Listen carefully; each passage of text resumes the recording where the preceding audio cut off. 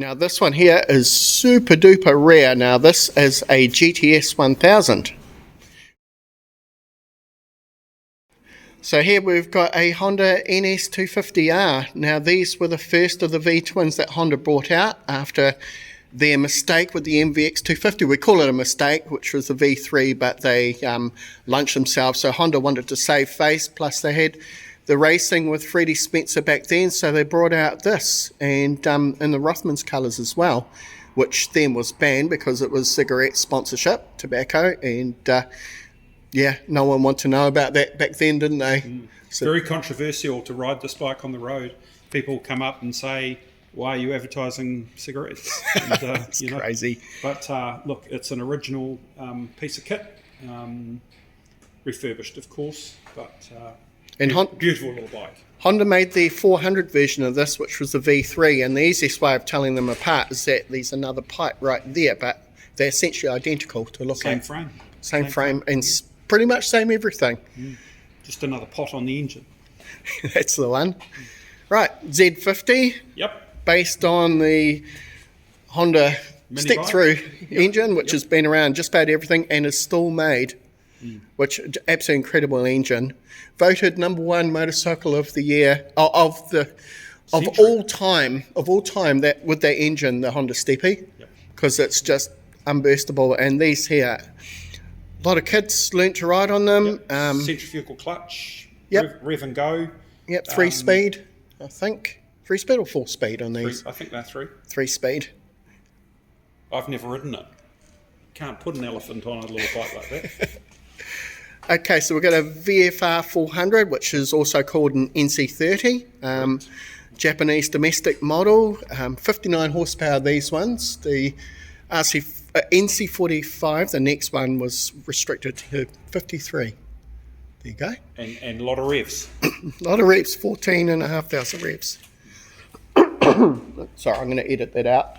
Right. Talking too much. Yep. Do you want a drink of water? No, I'm okay, thanks. So I've got a NSR 250. Now I'm going to look at this and think low pipe 88 model. I'm thinking 18 MC18 MC18 1988 89 something around there. Not sure. I'd need to go and check the reg plate.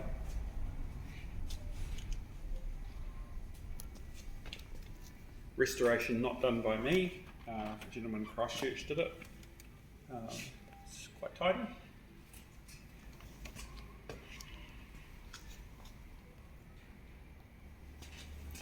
So we've got 3MA.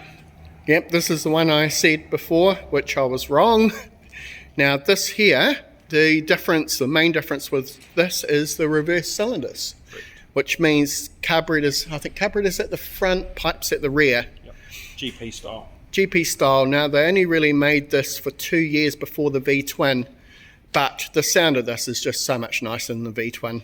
Unfortunately, it gained a lot of weight in the development of this compared to the 1KT. It's a lot heavier motorcycle with not a lot of horsepower gain, but it's certainly very topical with the GP style engine.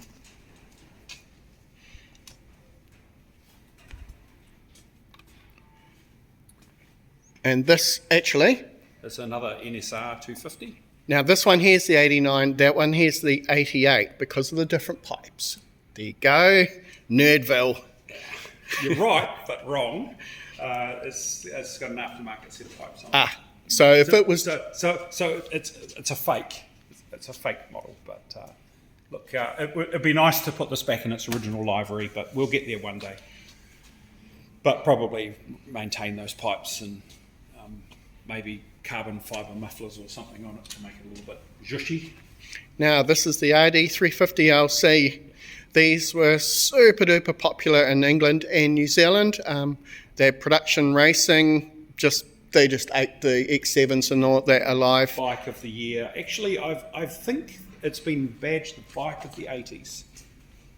And now I'm going to just, interesting little fact, I have the identical 250 out in the workshop that we're building.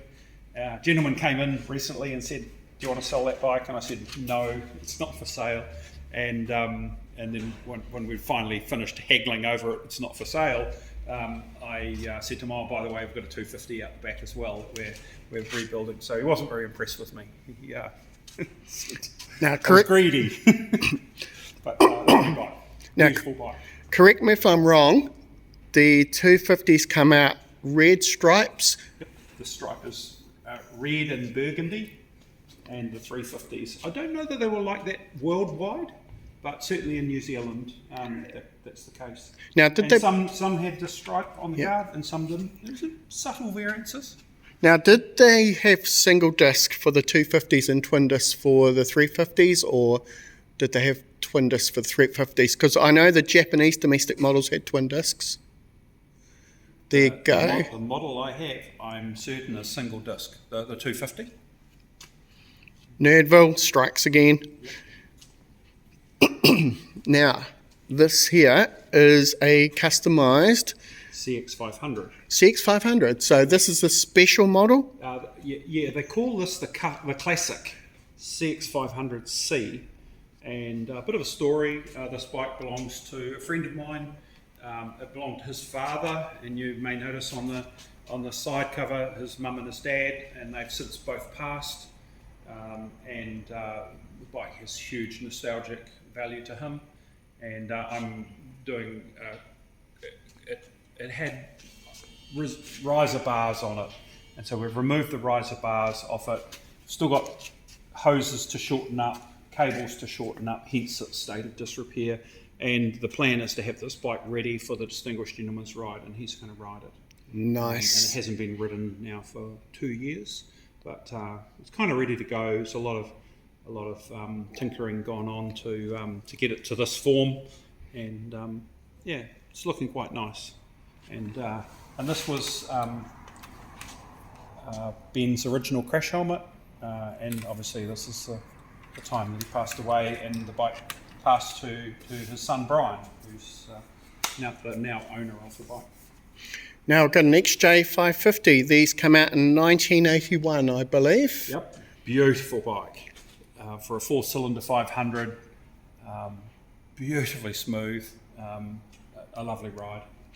The black one is quite different. They are mostly silver when they come out. Yeah, and they didn't have this fairing, so the fairing is aftermarket. But nice bike. Yeah, I've ridden one before.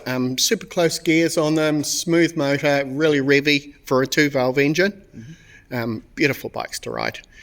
This is a Yix motor too, which I don't know if you've heard. YICS, Yes, induction control system. It's to do with the valves, and they are notoriously difficult to set the valves on them without a special tool. It sounds like a Honda. Yeah. Worse. Wow, Yeah. Special tool. Yeah. It's not Yamaha. The tool is a stick type thing, and you poke it through the end of the camshaft to enable you to set. I've never seen one. I've not touched one, but I'm told there's a number of old mechanics that actually know how to do Yix motors, and it's best left to them. Yeah.